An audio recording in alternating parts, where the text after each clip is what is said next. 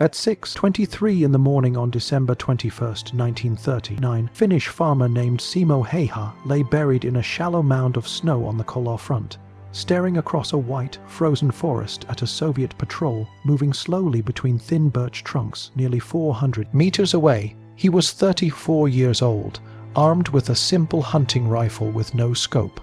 A man with 0 official combat kills behind him and hundreds more ahead, facing an enemy that outnumbered the Finns by impossible margins. 3 entire Soviet divisions, roughly 450,000 troops, were pushing into the region against barely 32,000 Finnish defenders. Soviet commanders had boasted that Finland would collapse in just 72 hours. The Winter War wrapped up in 2 short weeks. Simo had been on the front line for 21 relentless days by then, surviving temperatures that plunged to 38 degrees below zero, cold so severe that any uncovered skin froze solid in less than 2 minutes. His standard, tissue Finnish M27 rifle, equipped with an army scope, remained untouched in his tent. Every other soldier carried their scoped rifles proudly, but Simo refused to use one. Instead, he brought the same rugged M28/30 hunting rifle he had used since he was a teenager. The one with plain iron sights and no magnification at all. The same rifle he used to hunt elk and moose in the forests around his farm since he was 17. His commanding officer, Lieutenant Utela, had mocked him for it, calling him a fool, saying hunting rifles were toys compared to proper military weapons, warning him that Soviet snipers and even German advisors used scopes for a reason. But Simo calmly laid out why he would never raise a scope to his eye. A scope sat 3 centimeters higher than iron sights, meaning his head would rise 3 centimeters above the snow. 3 centimeters that could mean instant death. A scope could catch sunlight and flash like a mirror, giving away a sniper's position to every Soviet gunner within half a kilometer. A scope lens fogged easily in freezing air as breath condensed on glass, leaving the sniper blind for crucial seconds. And in war, Simo said, 5 seconds was more than enough time to die. When the lieutenant told him he would regret his choice, Simo simply replied that by the time regret mattered, he would already be dead. But he wasn't dead. In fact, 20 days later, Simo had achieved 37 confirmed kills, enough that Soviet intelligence had already sent specialized counter-sniper teams to eliminate him. The 6 men moving through the forest that morning were not normal infantry. They were elite Soviet snipers equipped with scoped Mosin rifles, dressed in superior winter camouflage, and operating with the steady, tense discipline of hunters seeking a dangerous target. They had been dispatched to kill one man, the unknown Finnish sniper who was dismantling Soviet patrols at an unbelievable rate. Simo watched them through nothing more than 2 iron posts and a small notch, the same way he had watched rabbits and elk since childhood. The Russians spread out in a classic counter-sniper formation, 2 scouts in front, 3 shooters in the center, 1 man watching their rear. They paused every 30 meters, scanning for footprints, broken branches, or disturbed snow. Textbooks said 400 meters was too far for iron sights, but Simo had dropped elk at 450. He adjusted for distance and waited.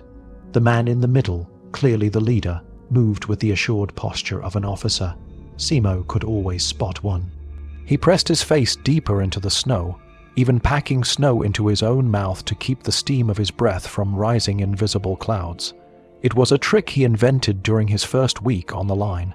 If an enemy could see your breath, they could kill you. The officer stopped, raised binoculars, and stared directly towards Simo's position. But Simo remained a statue, concealed inside a tiny depression he had carved hours before dawn. He used no sandbags, no logs, nothing that might betray a prepared fighting hole, just a shallow snow hollow that even trained soldiers could walk past without noticing. He had packed dense snow around his rifle's muzzle so that when he fired, the blast wouldn't blow up powdery snow and reveal him. Eventually, the officer lowered the binoculars and ordered the advance. When they drifted to 380 meters, closer than Simo needed but perfect for certainty, he placed his sight on the officer's chest, eased out his breath, and squeezed the trigger. The rifle cracked, the sound carrying cleanly through the frozen trees, and the officer dropped instantly, dead before his body hit the ground. The remaining 5 Soviets dove for cover, scrambling behind trees and snow mounds, trying to identify the direction of the shot. But Simo had already chambered another round.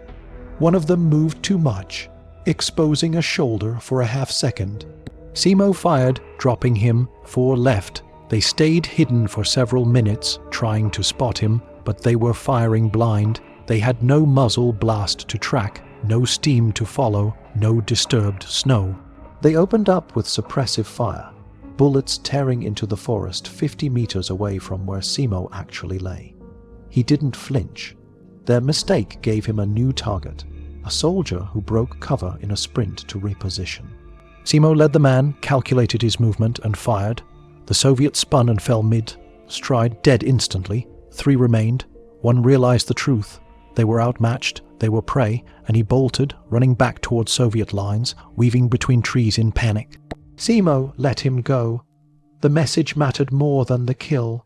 When the last 2 Soviets finally ran, he let them go as well.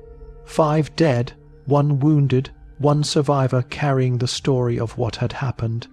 It was the beginning of a legend the Soviets soon named the White Death, a name whispered with genuine fear across the Kolar front.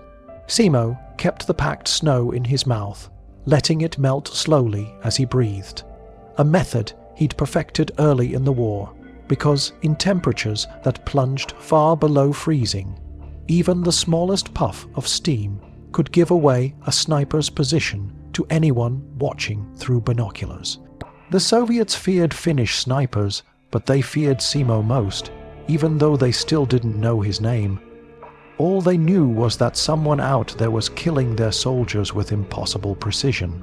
That morning, after Simo dropped the Soviet officer with a single shot, the remaining snipers scattered, diving behind trees and snowbanks, certain the Finnish marksman was hidden somewhere among the dark pines. What they didn't realize was that Simo's firing position, his shallow snow trench with no built-up edges, was practically invisible unless you stepped on it. For 4 hours before sunrise, he'd carved it out by hand, ensuring there was no sign of disruption, no angles or shadows that betrayed human activity. Even the snow in front of his muzzle was meticulously packed, so the shot would produce no plume of powder. When you fired a rifle in deep snow, a cloud of white dust often erupted, revealing your location instantly. But Simo had learned that packed snow absorbed the shock. A shot from his rifle created no visual cue, only the distant crack of the bullet leaving the barrel, too vague in a forest to pinpoint. Now, with the Soviets confused, he listened as the forest went still again, the kind of silence where even the wind held its breath. 3 minutes passed as the enemy gathered their nerves and began to act like trained soldiers again. 2 of them opened fire, sweeping the general direction they suspected he might be in, their Mosin Nagants spitting rounds into the trees. They overshot his position by 50 meters. Simo didn't move, he didn't blink. He simply watched through his unmagnified iron sights, noting the places where the muzzle flashes flickered through the trees. The 3rd sniper remained silent. He was the one thinking, the one who understood that they were being toyed with. But doctrine was a powerful force, and soon the Soviets attempted a classic maneuver, suppressive fire combined with bounding overwatch. While 2 continued to spray bullets, another sprinted to a new location.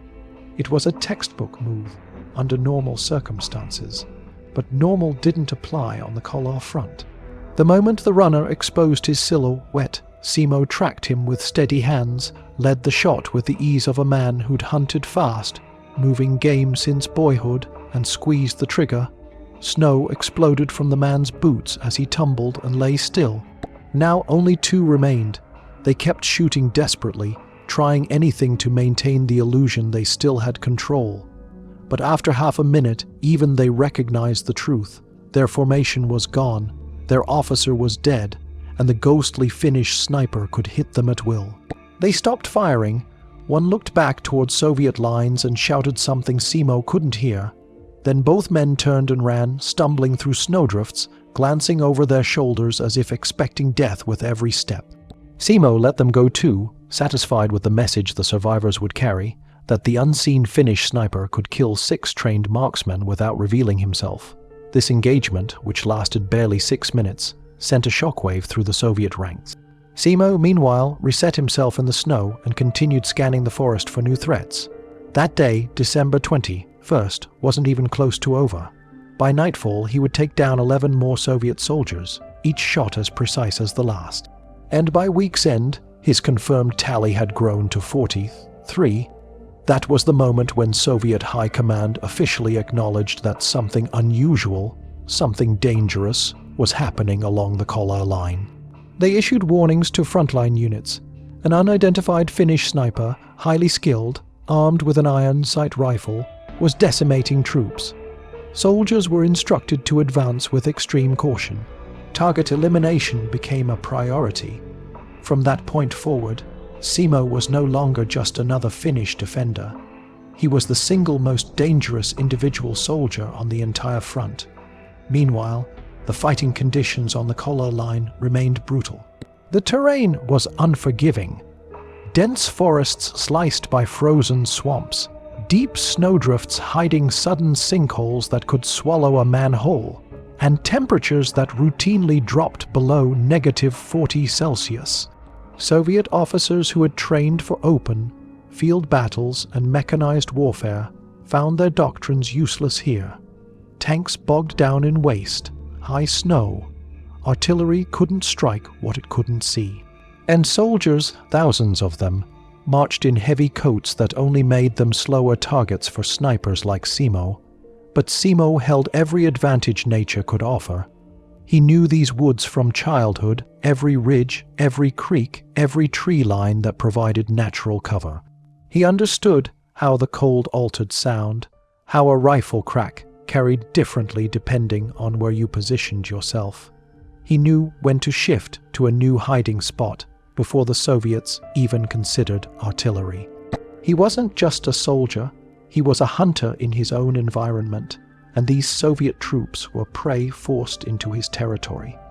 The Soviets began analyzing his methods, trying to understand how one man could create so much chaos. They studied the angles of the entry wounds, the distances, the patterns of attack. Reports circulated that the sniper used no scope, ignored conventional tactics, and hunted from positions so well concealed that even surviving soldiers couldn't agree on where the shots came from. Soviet commanders ordered more artillery barrages, more reconnaissance sweeps, more counter-sniper squads, all to stop one man, but every attempt dissolved into failure. None of their manuals had prepared them for someone like Simo Häyhä. As the days passed, soldiers spoke of him in hushed voices, not as a man but as something supernatural lurking in the trees, and with every kill, the legend of the White Death began to take shape, chilling the Red Army long before the name became official. The two Soviets who kept firing finally realized they were alone, their formation shattered, their officer gone, and the frozen silence pressing in from all sides as if the forest itself had swallowed their comrades. Panic broke through discipline, and both men bolted toward their lines, stumbling through snow, rifles clutched tight, afraid to even glance behind them. Simo could have dropped either one with a single squeeze of the trigger. They were clear shots, easy shots, the sort of shots he had made since he was a boy hunting hares in the forests of Karelia. But he didn't fire. Some kills mattered more than others, and today the message was more valuable than the bullets. Let them run, let them explain what they had seen, let them sow fear so deep that Soviet officers would question every patrol they sent forward. One survivor was worth a dozen dead men when it came to breaking morale. By evening, word had already begun to seep through Soviet ranks about a Finnish ghost who killed without warning, without a scope, without a trace. That same day, Simo, calm and methodical as ever, added 11 more bodies to the snow, bringing his total kills to 40. 8 in just 3 weeks of combat, and the legend grew louder. Red Army intelligence issued a formal warning to all units operating along the Kolar front. A highly skilled Finnish sniper, using only iron sights and unconventional firing positions, was inflicting disproportionate casualties. They didn't know his name, but they understood his impact. They labeled him a significant threat. But soldiers whispered something else, something colder, something that sounded like a ghost story told in the barracks. They started calling him Belaya Smrt*, the White Death. The front he haunted stretched 32 kilometers across frozen wilderness, defended by the battered Finnish 12th Division against 3 full Soviet divisions pushing with overwhelming numbers. The Soviets had roughly 150,000 men trying to break through that line. The Finns defending this sector had fewer than 4,000. Every calculation said the Finns should collapse under the pressure. But calculations didn't include the terrain or the kind of man Simo Häyhä was. The forests of Kolar were dense and disorienting, filled with uneven snow layers that swallowed tanks and turned trucks into useless metal coffins. Artillery shells exploded harmlessly against thick tree trunks. Snowstorms rolled in without warning, erasing visibility and burying tracks within minutes. Everything about the environment worked against the Red Army. But for Simo, the forest was home. He had hunted its ridges and valleys since childhood. He knew how the wind curled through the birches, how snow gathered on branches in ways that distorted sound, how cold air thickened enough to alter a bullet's arc over long distances. Soviet soldiers trained to follow rigid doctrine were completely outmatched in such conditions. They advanced in squads and platoons. Simo hunted alone. They relied on scopes and magnification. He relied on memory and instinct. They moved in predictable formations. He moved like a predator stalking prey. Soviet officers complained that fighting him was like fighting something that wasn't human at all. As more bodies piled up, analysts began cataloging his tactics. Positions carved into the landscape so subtly they blended like natural features. Airtight control of his breathing to eliminate vapor trails. Perfect use of snowpack to hide muzzle blast. Relocation before counter. Barrages could land. Uncanny shot placement with an iron sight rifle at distances where optics were considered mandatory. None of this aligned with Soviet doctrine. None of this was in any manual, and that was why they couldn't stop him.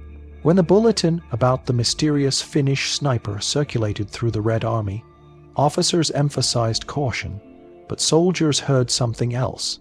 A creeping fear that death could come from anywhere at any moment, with no warning except the dull thump of a comrade falling into the snow. Patrols moved more hesitantly, scanning every snowdrift and branch as if the forest itself were alive. And still, Simo kept firing. The fear he created became a weapon more powerful than any rifle. In the days after the December 21st engagement, Soviet patrols shifted their routes to avoid certain sectors. Commanders redrew maps marking areas as high risk zones where one man asterisk operated. Soldiers whispered that stepping into those zones meant never stepping out again. Simo understood the psychological effect he was crafting. He didn't revel in it, but he recognized it as part of the fight. Soviets were trained for overwhelming assaults, for columns and coordinated pushes, not for invisible hunters lurking in every shadow. While Soviet forces marched with rigid discipline, Simo adapted to the changing battlefield with the fluidity of someone raised in nature, not trained in barracks. His sharpening reputation led Soviet intelligence to devote more attention to his patterns. They studied where kills occurred, how far apart they were, whether he moved clockwise or counter-clockwise across the front. They tried to predict him, they tried to trap him, and every attempt failed. He simply vanished into the forest, reappearing in entirely different locations to strike again. Sometimes he fired from a position so close to Soviet lines that soldiers swore he must have infiltrated their ranks. Other times his shots came from distances so unimaginable that officers doubted an iron. sight rifle could physically achieve them. But Simo didn't think in those terms. He didn't measure difficulty. He measured wind direction, humidity, and breathing rhythm. He measured chances and consequences. He lived in the moment, drawing on decades of hunting that had taught him patience, timing, and precision long before war ever arrived. And so, as the Winter War dragged on, the Soviets realized they were fighting a man who operated on instincts honed far outside any military academy. Simo Häy, who wasn't following a rulebook, they were. And rulebooks didn't stand a chance against a hunter who moved like part of the land itself. This was why they called him the White Death, because he struck without warning, because he blended into snow and silence. Because soldiers who survived an encounter with him weren't sure he was human at all. And as the days passed, those survivors told their stories, feeding a fear that spread faster than any official Soviet report. The forest had chosen its predator, and Simo showed no sign of slowing. The reports the Soviets filed about the mysterious Finnish sniper painted a picture that felt more like myth than reality. A man who hid in micro pits carved into snow so perfectly that even trained scouts stepped past them without knowing. A shooter whose rifle produced no visible muzzle flash. No snow spray, no vapor from breath, nothing a counter-sniper team could latch onto. Soviet commanders, frustrated and increasingly desperate, issued new directives to deal with him. If you couldn't find the sniper, then destroy the entire area where he might be hiding. On December 23rd, their response came in the form of 160 artillery shells raining down on the Kola sector, where Simo was believed to be operating. The barrage ripped apart 4 square kilometers of forest, shattering trees, blasting snow into clouds, and shaking the earth with every deafening impact. Soviet patrols moved in afterward expecting to find a shredded corpse, a broken rifle, something to confirm that the threat was gone. Instead, they found nothing. No body, no blood, no weapon, not even footprints. Simo had heard the distant rumble of artillery warming up, and had already slipped 2 kilometers west long before the first shell fell. And as soon as the bombardment stopped, he went back to work.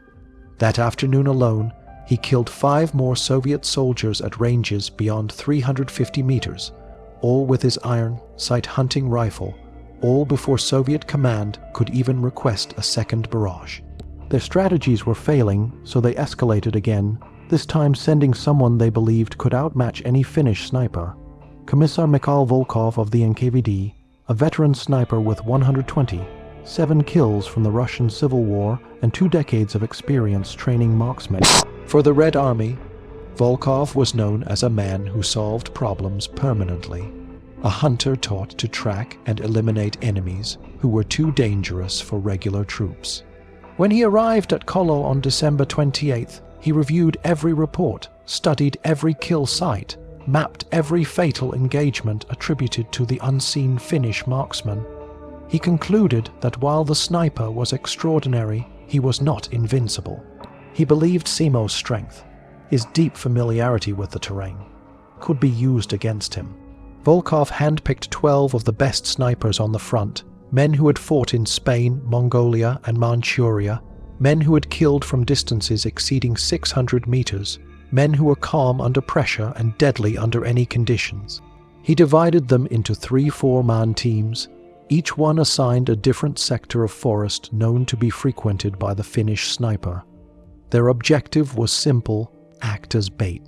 They would move through these killing grounds in a pattern designed to provoke a shot, and once the Finnish sniper revealed himself, the other teams would triangulate the sound and converge on his location from multiple angles, trapping and eliminating him before he could relocate. It was a sound plan built on decades of counter-sniper doctrine. It should have worked. On December 29th, Team 1 entered the snowy forest before sunrise, equipped with scoped Mosin Nagants, white camouflage suits, and the confidence of seasoned professionals. They advanced through a sector where 7 Soviet soldiers had been killed in the previous 72 hours. Undeniable proof they were in the right place. Unbeknownst to them, Simo had reached his firing position 6 hours earlier, before even the faintest hint of dawn. He lay hidden in a shallow depression in the snow, wrapped in camouflage that blended so seamlessly with the frozen terrain that even a trained recruiter could have stepped over him. He had packed snow around his muzzle and kept snow melting in his mouth to hide his breath, making himself functionally invisible. When the 4 Soviets stopped at 380 meters, their leader, a sergeant, lifted binoculars to scan the tree line. His gaze passed directly over the spot where Simo lay, but saw nothing. When he signaled his team to advance, Simo made a decision. These weren't ordinary infantry. These were counter. Snipers, men trained to react instantly, men who could take cover and spread out the moment one of them fell. Waiting for them to pass risked discovery. Taking one shot risked exposing his position, but leaving them alive risked everything. So Simo chose the most dangerous option of all. He would kill every one of them before they had a chance to respond. At 6:47 a.m., he fired the first shot, hitting the sergeant dead center. In just over 3 seconds, the second shot hit the sniper on the left as he turned in shock. 4 seconds later, the third man dropped mid-dive as he tried to scramble for cover. The fourth man sprinted downhill, attempting to break Simo's line of sight.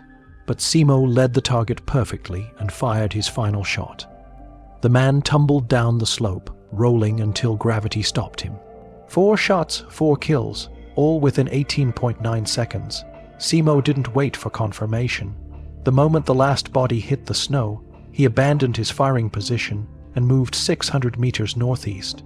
By the time Volkov received the report at 7:13 a.m., the hunter he had brought to the Kolar front had lost a quarter of his chosen men. 4 elite snipers killed faster than most soldiers could chamber 2 rounds. Volkov realized instantly that this Finnish marksman wasn't just skilled. He was operating on an entirely different level. He ignored doctrine. He didn't think like a soldier. He thought like a predator. Over the next several days, Volkov tried everything in his arsenal. He sent night patrols. Simo killed them. He deployed sniper teams with dedicated spotters. Simo killed them too. He organized multi-team diversions. Simo saw through them and killed the real assault groups. He coordinated artillery to blanket suspected positions. Simo relocated long before the shells fell. Every tactic failed. Every team suffered casualties. Between December 28th and January 2nd, Volkov lost 19 trained snipers trying to kill one man armed with a hunting rifle that had no magnification at all. On January 3rd, humiliated and shaken, he requested reassignment and warned his superiors that the Finnish sniper was effectively unkillable, that only massive shelling or aerial bombardment could hope to stop him.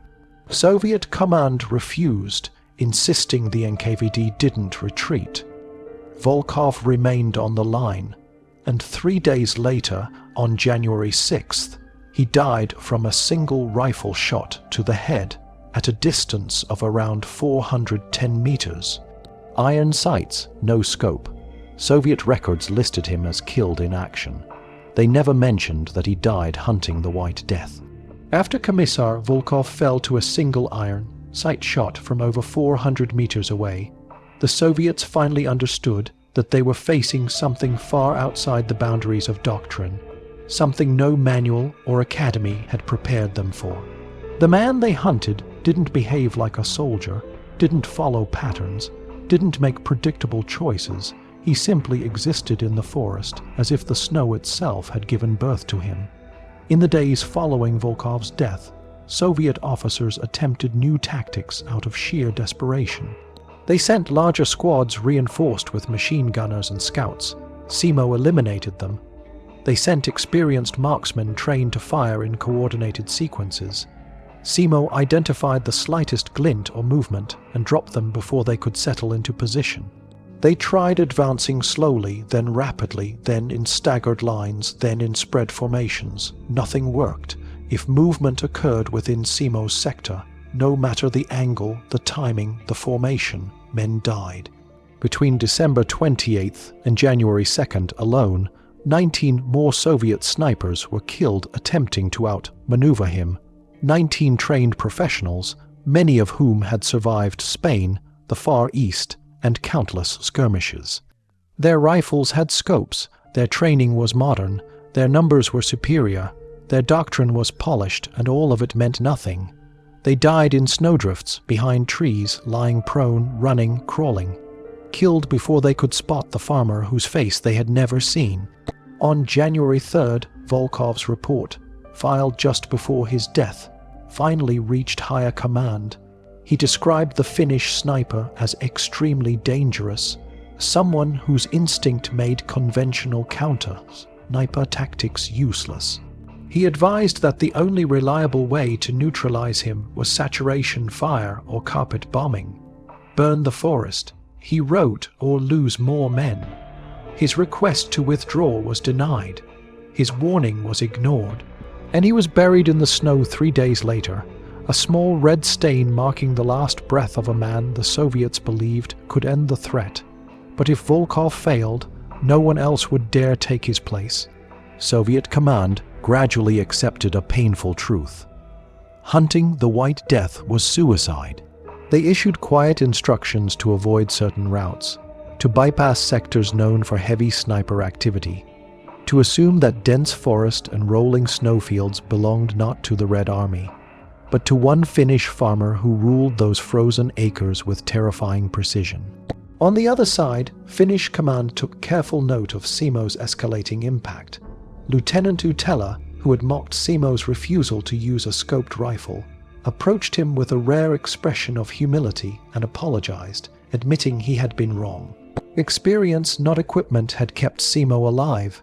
Finnish high command promoted him to lance corporal, not because of protocol or time served, but because his confirmed kill count had climbed past 130 by mid-January, and his presence alone boosted Finnish morale.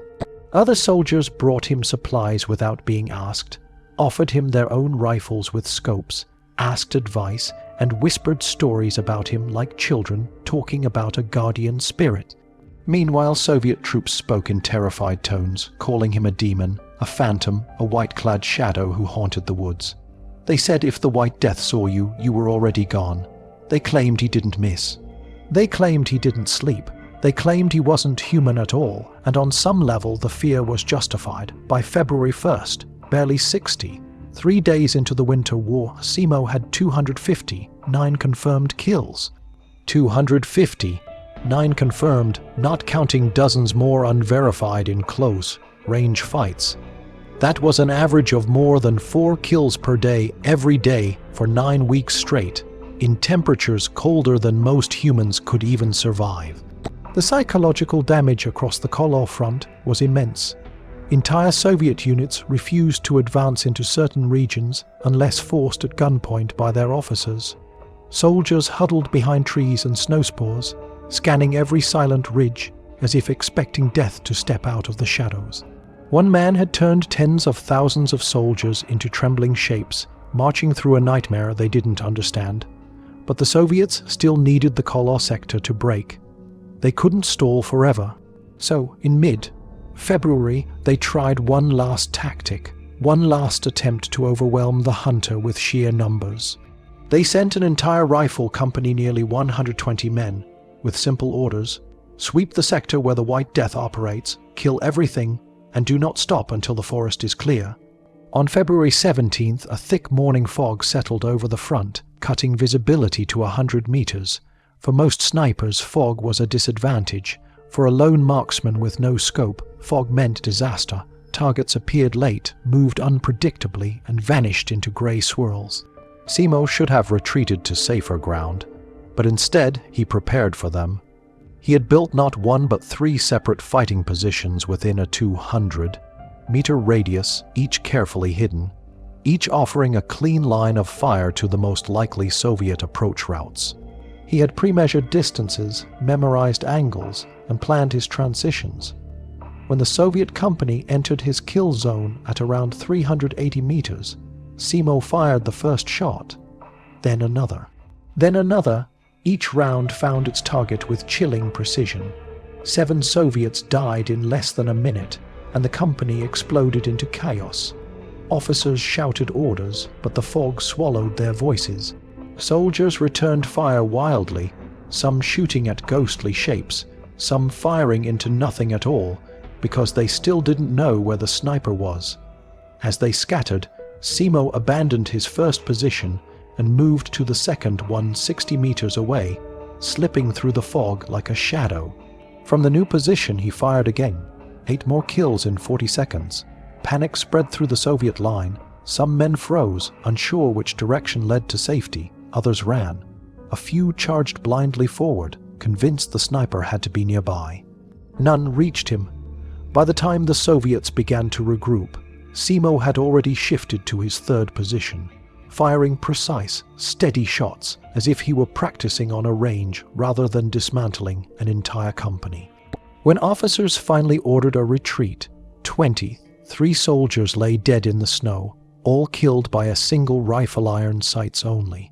The company fled in disorder, abandoning the mission. Soviet command filed a grim report recommending the entire sector be bypassed altogether. The cost of hunting the White Death was too high. The forest belonged to him, and even the Soviets, with their vast manpower and endless equipment, knew when a territory had been claimed by a predator they could not kill. By late February, the Soviet High Command had finally accepted a truth they never imagined they would face. Despite possessing tanks, artillery, and overwhelming manpower, there were sections of the Kolar front they simply could not enter, not because of fortifications, not because of traps, because of one Finnish farmer with an iron sight rifle. The failures piled up until even the Red Army, stubborn and relentless, began rerouting patrols around zones where the White Death was believed to operate.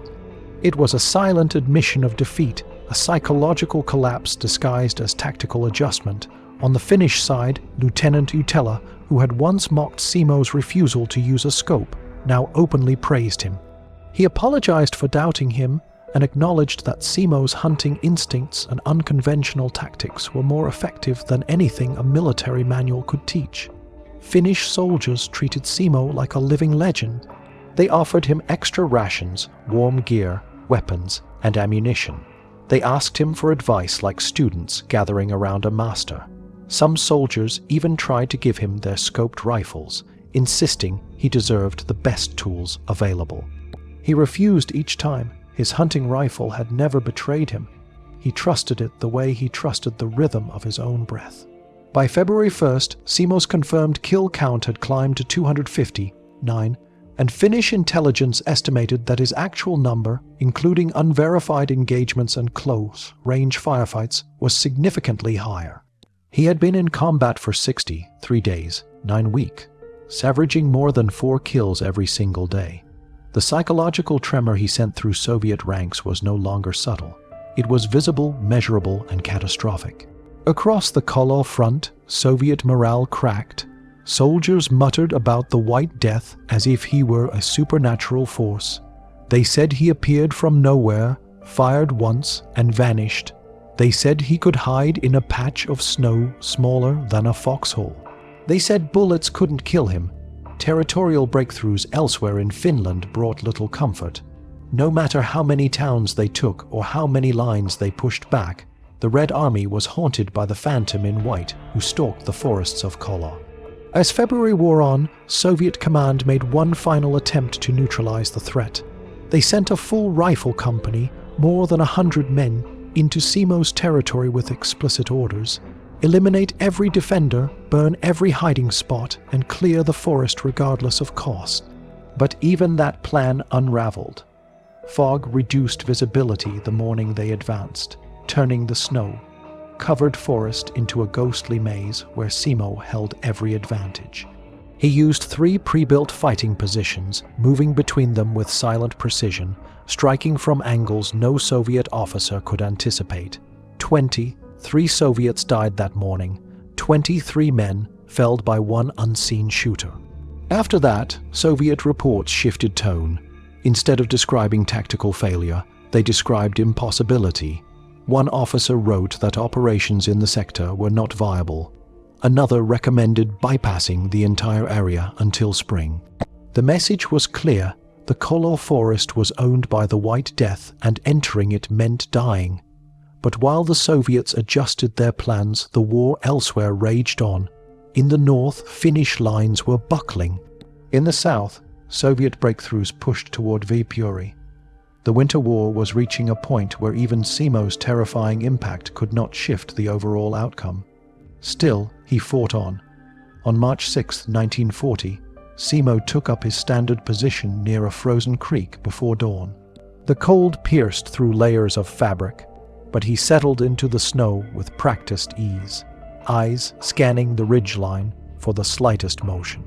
Hours later, around 10:47 a.m., Soviet artillery began shelling the area not targeted bombardment, but harassing fire meant to shake Finnish defenders and keep their heads down. Shells landed at random intervals. One detonated just 40 meters from Simo, the blast wave ripping through his position with brutal force. He was thrown sideways, stunned, ears ringing. When he came to, pain exploded across his face. He touched his cheek and felt warmth, blood, lots of it. An explosive round had struck him, not a shell fragment, a bullet. Soviet troops had begun using explosive anti-personnel rounds, technically illegal under international conventions but devastatingly effective. The round had hit him near the jaw, detonating on impact. It tore away most of his lower face, blowing apart his left cheek, shattering teeth and leaving him bleeding heavily in the snow. He shouldn't have been conscious. He shouldn't have been alive, but Simo, stubborn beyond reason, refused to die in the snow. He began crawling toward Finnish lines, pushing through blinding pain, leaving a trail of blood behind him. 200 meters. That was the distance he clawed through with his ruined face, fighting the cold, fighting unconsciousness, fighting the darkness pressing in at the edges of his vision. Finnish soldiers eventually found him. At first they thought he was dead. His face was nearly gone, blood covering his chest, breath shallow and ragged. When they realized he was still breathing, they carried him to a field hospital, though the medics believed there was nothing they could do. His injuries were too severe, his blood loss too great, his face too destroyed. They made him comfortable, expecting him to die within hours, but Simo didn't die. The Winter War officially ended on March 13, 1940. The same day Simo awoke from a 7-day coma. Doctors were stunned. They called it impossible. They said a man with those injuries shouldn't breathe, much less wake. They warned that if he survived, he would likely suffer severe brain damage, permanent cognitive impairment, or worse. But when Simo opened his eyes, he was conscious. He understood everything around him. He couldn't speak. His jaw was obliterated. He couldn't eat solid food. His face would require years of reconstruction. But he was alive, and while Finland mourned its losses and counted the cost of the war, military officials tallied Simo as final confirmed kill count: 505. 505 confirmed kills in 97 days, plus roughly 200 more from close range fighting with a Suomi KP-31 submachine gun when Soviets pushed too close for sniping. 505 confirmed kills. Iron sights, no scope, no magnification. Just a farmer who understood the forest better than the army that tried to take it. The fighting on other fronts grew worse as winter pressed on. And though the Kolar line remained one of the few places where the Finns held firm, the rest of the country was straining under the overwhelming Soviet advance. While entire divisions in the north collapsed and Soviet forces pushed toward Viipuri in the south, Simo continued to operate in his familiar frozen wilderness, unaware that the war around him was slowly slipping beyond Finland's grasp. On March 6, 1940, he was settled into yet another trench before dawn, positioned near a frozen creek he had used many times. He had carved the hollow with the same meticulous care he always exerted, ensuring that no unnatural shape, shadow, or snow ridge betrayed the presence of a human. The air was bitterly cold, so cold that the forest seemed locked in a kind of deathly stillness. For hours he waited, motionless, his breath hidden behind melting snow in his mouth. his rifle resting on a pad of compacted ice he had shaped to absorb recoil. Then at 10:47 a.m., the Soviets began another round of harassing artillery fire. A random barrage meant not to kill specific targets but to shake the Finnish lines, force defenders to stay down and shatter any attempt at regrouping. Shell after shell slammed into the snow-covered terrain, each explosion shaking loose clouds of powder and splintering trees. One detonated only 40 meters from Simo. The blast wave hit him like a hammer, flinging his body sideways through the snow. He blacked out instantly. When consciousness flickered back, everything felt strange, distant, muffled. A deep throbbing pain radiated through his skull. The left side of his face felt heavy, wrong, like it was no longer attached properly. He raised a trembling hand and felt a hot wetness that soaked his glove. When he pulled his hand away, it was covered with blood. That was when he realized it wasn't the artillery that had hit him, it was a bullet. A Soviet explosive round, the kind outlawed for anti-personnel use, but deployed anyway by units desperate to eliminate the White Death at any cost.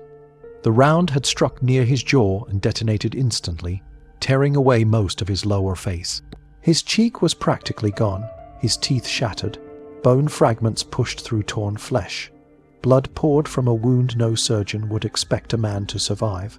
The cold should have killed him. The blood loss should have killed him. The shock should have killed him, but Simo forced himself to move. He knew staying still meant dying alone in a shallow patch of snow. With a pain that blurred his vision and threatened to drag him back into unconsciousness, he began crawling, inch by inch toward the finish lines. Every movement sent fresh agony across his ruined face. Snow soaked up the blood pouring from him, leaving a dark red trail behind, 200 meters. That was the distance he crawled, dragging himself through churned-up snow, leaving streaks of crimson behind him like a wounded animal refusing to die. When Finnish soldiers finally spotted him, they were horrified. They thought he was already dead. His face was so mangled they could barely recognize him. His lower jaw was nearly gone. His left cheek was shredded. His mouth was a torn, bloody ruin. One soldier swore later that he had never seen so much blood in a single human being. But somehow, impossibly, Simo was still breathing, faint and ragged but undeniably alive. They rushed him to a field hospital where medics examined him and immediately assumed there was no hope. The wound was too catastrophic, the blood loss too severe. They didn't even attempt major surgery. They simply made him comfortable, expecting him to die within the next few hours. Simo slipped into unconsciousness soon after. He didn't wake for 7 days. While he lay in a coma, the Winter War reached its final and most desperate phase. The Soviet breakthroughs elsewhere forced Finland into peace negotiations, and on March 13, 1940, the same day the armistice was signed, Simo opened his eyes. The timing was so remarkable that some Finnish soldiers later joked that Simo only woke up when the war ended because he finally decided his job was done. Doctors who examined him upon waking were stunned. By all reasoning, he should have died from blood loss, shock, or infection. And even if he had survived, they expected severe brain damage or cognitive impairment. But when Simo regained awareness, he understood every word spoken to him. He remembered everything. His mind was intact. He simply couldn't speak, couldn't eat solid food, couldn't even move his jaw. His face, once rugged and calm, was now a disfigured ruin that would take years of reconstructive surgery to partially restore. Meanwhile, Finnish military officials finalized his kill record. 505 confirmed sniper kills, plus an estimated 200 more with a Suomi KP-31 submachine gun during close engagements. Numbers so astonishing that the Soviet NKVD launched an investigation, convinced the Finns must have used hidden technology or foreign weaponry. Instead, they discovered the truth. Simo Häyhä had done it with a simple, iron sight hunting rifle and decades of understanding the land. He had outshot every marksman they sent after him. He had outmaneuvered artillery, snowstorms, and entire companies. He had reshaped the psychological landscape of the war through sheer lethality. And he had survived wounds that should have been fatal many times over. When his comrades visited him in the hospital, many wept, not from pity, but from awe. They saw a man whose face was shattered, but whose spirit was untouched. A man who had become a legend not through myth or exaggeration, but through raw skill and unwavering resolve. The Winter War was over, but the story of the White Death was only beginning. When the Winter War ended and the guns finally fell silent, Finland mourned its dead, buried its fallen, and counted the cost of survival. But somewhere in a hospital bed, wrapped in bandages and fighting through unimaginable pain, Simo Häyhä, now widely known as the White Death, began the long, agonizing process of returning to life. His jaw was nearly obliterated, his cheek ripped open, his face permanently changed. He couldn't speak, he couldn't eat solid food, he could barely communicate except through faint gestures and brief scribbles. Yet even in that mangled state, those who visited him sensed an unbreakable calm, the same quiet steadiness he carried in the forests of Kolla. Finnish doctors performed multiple surgeries over the next several years, rebuilding his shattered jaw piece by piece, reconstructing tissue, restoring what they could of his appearance. But his face was never restored to what it once had been. They couldn't fix the scars that turned half his smile into a stiff line. They couldn't repair the damage to his left cheek. They couldn't undo what the explosive bullet had carved away. But Simo never complained. He never asked for pity, never spoke about what he had endured or what he had done. And even when journalists approached him years later, eager to hear stories about his record-setting kill count, he always gave the same answer. He had simply done his duty. Nothing more. He didn't consider himself a hero. He didn't see himself as the greatest sniper in history, even though military analysts across the world declared him unmatched. He told reporters that he was just a farmer who knew how to shoot. After his recovery, Simo returned to Vuokoloti, the rural region where he had grown up. He went back to living the quiet life he had always loved, grazing dogs, tending to his farm, wandering the same forests that had once served as his battleground. He moved with a slow, deliberate ease, shaped not only by injuries, but by a deep contentment in simplicity. He hunted occasionally, though never with the same intent as during the war. The forest, once filled with danger, returned to just being a forest. Birds replaced gunshots. Silence replaced fear. He lived in a small cabin surrounded by pine trees, far from crowds, far from attention. Over the decades, historians and military theorists studied every detail of his tactics. They dissected how he packed snow into his mouth to hide vapor, how he built micro-firing positions barely large enough to hold a human body, how he used the terrain rather than equipment, how he fired without scopes in conditions where modern soldiers wouldn't even attempt a shot. His iron, Sight M28/30 rifle became a symbol, proof that mastery mattered more than technology. The rifle now sits behind glass in the Finnish Military Museum, displayed with a simple plaque that reads, ***, Rifle of Simo Häyhä, the White Death 5, 105 confirmed kills. ***, the rifle has no scope. No custom attachments, no modifications, just the same iron sights he trusted his entire life. Next to the weapon is a black and white photograph taken in 1930. 9. Simo standing in the snow, rifle in hand, expression blank, eyes cold and steady. There is no triumph in his gaze, no pride, no anger, only the calm of a man who understood his own abilities with absolute clarity. That photograph has become one of the most studied images in sniper history. Not because it is dramatic, not because it is staged, but because Simo looks exactly as he was, ordinary, quiet, unassuming, and deadly beyond measure. Military institutions around the world began quietly incorporating techniques inspired by him. Not formally, not openly, but the concepts appeared in training manuals and sniper courses. Micro, positioning, vapor discipline, muzzle, blast suppression, terrain exploitation, minimal visibility posture, instinctive tracking, and silent relocation, whether they mentioned his name or not. modern snipers were learning lessons born from the Kolar Forest. In American Marine Corps Scout, sniper training, British Special Forces sniper doctrine, Israeli counter, sniper programs, and countless intelligence units, the echoes of SEMO's methods can still be found. What SEMO proved more than anything was that survival and dominance in war didn't come from following doctrine. It came from understanding the environment better than the enemy understood their weapons. It came from instinct sharpened by years of hunting, from the discipline to remain still for hours in freezing cold, from the refusal to trust anything except skill and experience. He showed that sometimes the best strategy was the one no one else thought to use. And he showed that one determined man, armed with a simple rifle and an intimate knowledge of the land, could change the course of battles, shake the morale of an army, and earn a place in history without ever seeking fame. As years passed, SEMO remained a respected but private figure in Finland.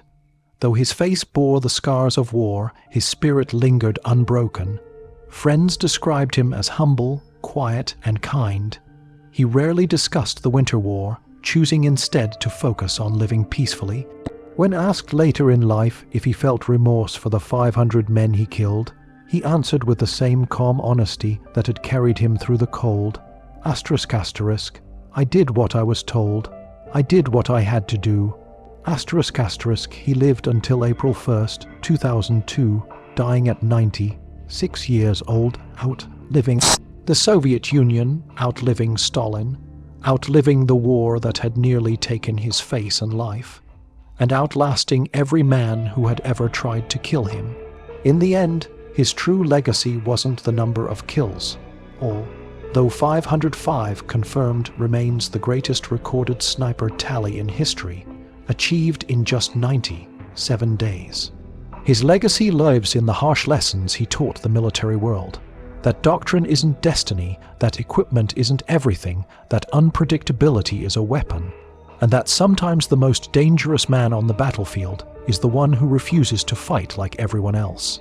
The story of Simo Häyhä is a reminder that war is shaped not only by armies and strategies, but by individuals who rise from unlikely places, individuals who understand the land, trust their instincts, and dare to defy every expectation placed upon them. And Simo did it all with a 5'3" frame, a farmer's patience, and a rifle with no scope. If you want more forgotten war stories told with truth, grit, and no filters, subscribe now. Your support keeps these missions alive.